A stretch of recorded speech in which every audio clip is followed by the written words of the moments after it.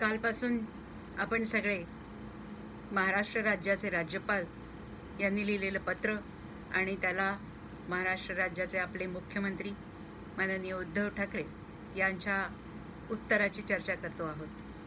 हे जितकं जे झालं ते जितकं संतापजनक आहे तितकंच आशादायकही आहे. कारण उद्धव ठाकरे यांनी बऱ्याच उशिराने का होईना पण काम तर ते चांगलं करतच होते, पण त्याचबरोबर त्यांनी घटनात्मक असं आपलं हे जे पद आहे त्याचा मान राखण्यासाठी अत्यंत आवश्यक असा कडकपणा दाखवला, कठोरपणा दाखवला.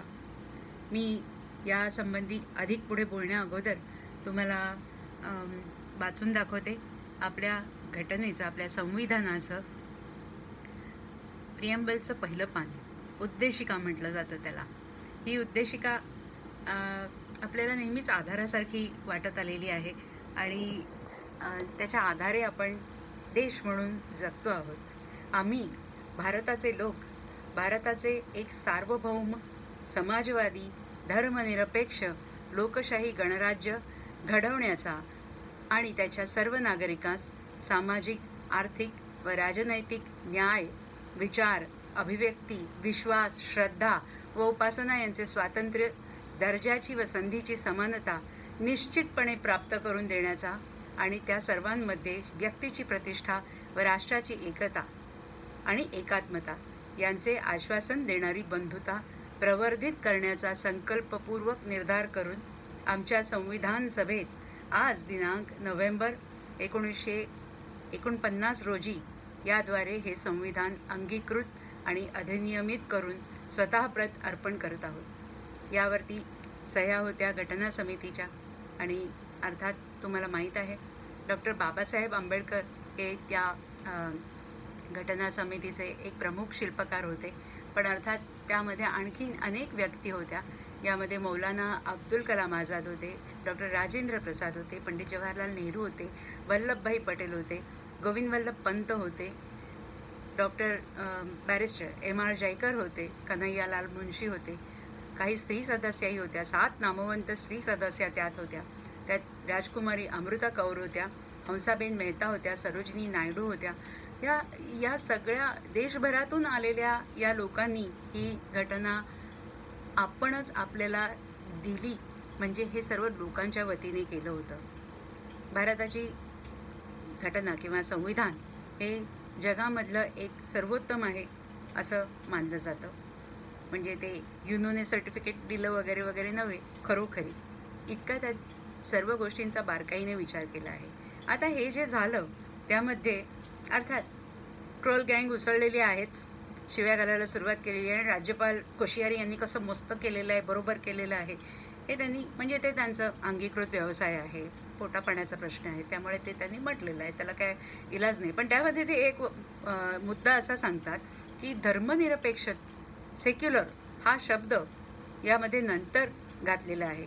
1976च्या अमेंडमेंट नंतर तो घातलेला आहे. बरोबर आहे, अमेंडमेंट नंतरच घातलेला आहे. आणि अमेंडमेंट म्हणजे काही चुकीच्या नसतात, ती सुद्धा सर्वानुमते, सर्व अनेक प्रकारचे विचार करणारे लोक एकत्र येऊन एखादा निर्णय एकात्मतेने घेतात, एकमताने घेतात, तेव्हाच अशी अमेंडमेंट होऊ शकते. आणि ही अमेंडमेंट काही वाईट नाही आहे हे लोक सांगायचं विसरतात. धर्मनिरपेक्षता ही काहीतरी वाईट आहे, कारण यांना हिंदू राष्ट्र करायचं आहे, यांना बाकीच्या सर्वांना नामोहरम करायचं आहे, खच्चीकरण करायचं आहे, त्यांना देशोधडीला लावायचं आहे. हा यांचा सरळ सरळ स्पष्ट अजेंडा आहे. एका तोंडाने एक म्हणायचं, दुसऱ्या तोंडाने दुसरं म्हणायचं, ही त्यांची नेहमीचीच पाहिजे. त्यांची म्हणजे या भाजपच्या मातृसंघटनेची, राष्ट्रीय स्वयंसेवक संघाची ही नेहमीची चालबाजी आहे. 10 तोंडांनी काय काय बोलतात, एक जण एक बोलतो, एक जण एक बोलतो, एक जण गांधींना प्रातस्मरणीय मांडणार, एक जण संविधानाचं उदो उदो करणार, दुसरं तोंड म्हणणार गांधींना शिव्या देणार, किंवा संविधान हे आमचं नाहीच आहे, आमचं संविधान म्हणजे मनुस्मृती आहे, असंही त्यांचा आपसात चाललेलं असतं. त्यामुळे या एकंदर पार्श्वभूमी असलेले राज्यपाल पालक म्हणजे पालन करणारा, हा तर भक्षण करणाराच माणूस वाटतो मला. तर हे राज्यपाल राज्यबक्षी जे आहेत त्यांनी जी भूमिका घेतली त्याला त्यांचा पाठिंबा असणं अगदी स्वाभाविक आहे, कारण त्या अजेंडाच चालवत आहेत. गेले काही दिवस आपण पाहतो आहोत राज्यामध्ये इतक्या दुर्घटना झाल्या. कोविडच्या नंतर मुंबईसारखं एक अत्यंत गजबजलेलं शहर आहे, त्याला अर्थातच देशभरापेक्षा सर्वाधिक कठीण प्रसंगांचा सामना करायला लागणं हे अत्यंत स्वाभाविक आहे.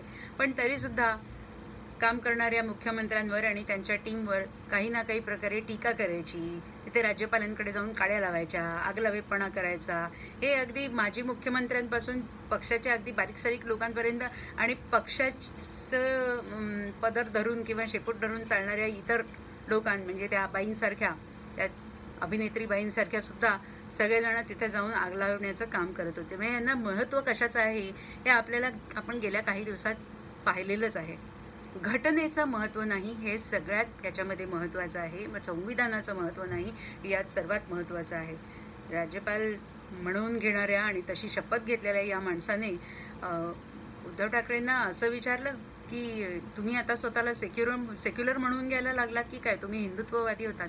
म्हणजे तुम्ही ज्या संविधानाच्या आधारे निवडणुकाही जिंकल्यात, निवडणुकांमध्ये यश मिळवल्यानंतर तुमची बाहुलं म्हणून इथे नेमणूक झाली आणि त्या पदाचीही नेमणूक करून घेताना जी तुम्ही शपथ घेतली त्या सर्वाशी या माणसाने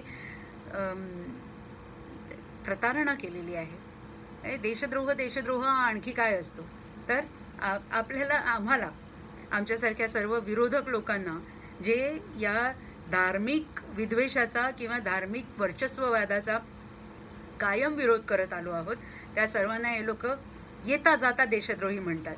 आम्हालाही आमच्या संस्कृतीचा तेवढाच अभिमान आहे, पण ते हे मान्य करत नाहीत. त्यांना फक्त आम्हाला देशद्रोही ठरवायचं असतं. या ज्या देशातल्या धर्मांमध्ये एक अत्यंत खुलेपणा होता, मोकळेपणा होता, तो सगळा बंद करून या मोकळ्या आकाशाचं यांनी एक तुंबलेलं गटार करून टाकलं. असले हे लोक आहेत आणि त्यांचं प्रतिनिधित्व करणारा हा माणूस आपल्याला दुर्दैवाने जे काही त्यांना पाशवी बहुमत मिळालं त्यामुळे आपल्या डोक्यावर आलं. महाराष्ट्रासारखं राज्य हे देशामध्ये सगळ्यात सतत पुढे असायचं, पुरोगामी असायचं, नवा विचार देणारं असायचं, नवे जे कायदे केले गेले त्याचा अनेक अर्थांनी महाराष्ट्र राज्यातल्या अनेक लोकांनी त्याला पुढे नेलेलं आहे आणि या अशा आपल्या राज्यावरती हा माणूस आलेला आहे. मला असं वाटतं उद्धव ठाकरेंनी अगदी व्यवस्थित उत्तर दिलेलं आहे.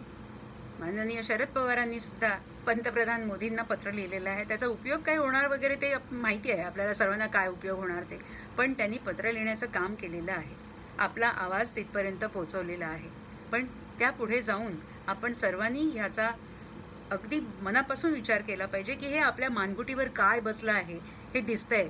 या राज्यपालाच्या रूपाने आपल्याला ते अत्यंत उघडेपणाने सामोरं आलेलं आहे की या माणसाला हिंदुत्ववाद हवा आहे, या माणसाला सेक्युलरिझम धर्मनिरपेक्षता नको आहे. धर्मनिरपेक्षता आम्हाला नको असं जेव्हा लोक म्हणतात तेव्हा त्यांना धर्मवर्चस्व हवं असतं, एखाद्या धर्माचंच वर्चस्व.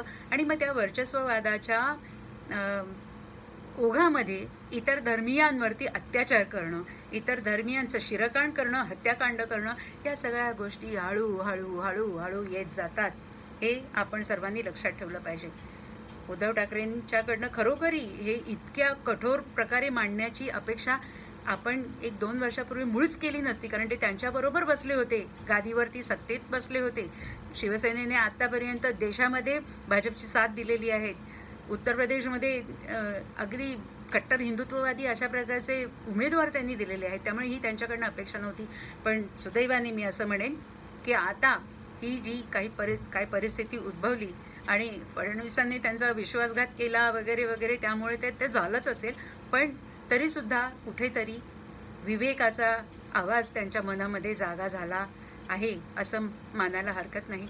मला असं वाटतं सगळे शिवसैनिक आणि सगळेजण आपापल्या धर्माच्या बुजबुजाटामध्ये गुंतून गेलेले सगळे लोक या बाबतीत डोळे उघडतील की धर्म, पूजा, श्रद्धा हे आपापल्या घरापुरतं ठेवायचं, आपल्या घरापुरतं निश्चित ठेवा, पण ते देशाच्या राजकीय अवकाशात आणता कामा नये. आणि जर ते कोणी आणण्याचा प्रयत्न केला तर जशी उद्धव ठाकरेंनी यांना जबरदस्त कानाखाली वाजवलेली आहे लेखणीने, तशीच आपणही वाजवली पाहिजे लेखणीने आणि शब्दाने, प्रत्यक्ष नव्हे.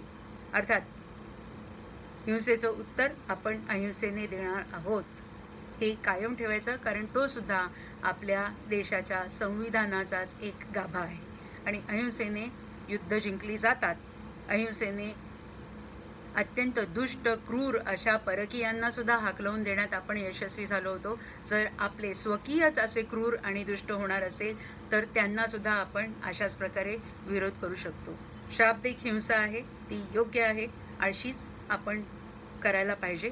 अशाच प्रकारे आपण अत्यंत कणखरपणे न घाबरता या सगळ्या राज्यपालांच्या पाठोपाठ असलेल्या मराठी ट्रोल आर्मीला सुद्धा उत्तर दिलं पाहिजे. आपण सगळेजण नक्की हे करू असा मला विश्वास वाटतो. त्यांच्यातले सुद्धा काही जण कदाचित डोळे उघडून पाहायला लागतील अशी थोडी थोडी चिन्ह दिसू लागलेली आहेत.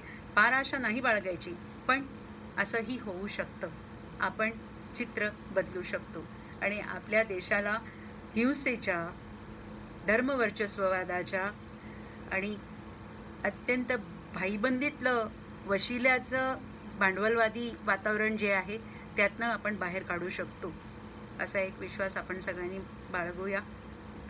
मी मनापासून उद्धव ठाकरेंचे आभार मानते, शरद पवारांचे आभार मानते. हे जे कालचं त्यांचं पत्र आहे ते सोशल मीडियावरती ज्या ज्या सगळ्यांनी अत्यंत अभिमानाने शेअर केलं, पसरवलं, त्या सर्वांचे सुद्धा मी आभार मानते. मला खरंच ते पत्र वाचून खूप खूप आनंद झालेला आहे. आभार. जय हिंद. सत्यमेव जयते.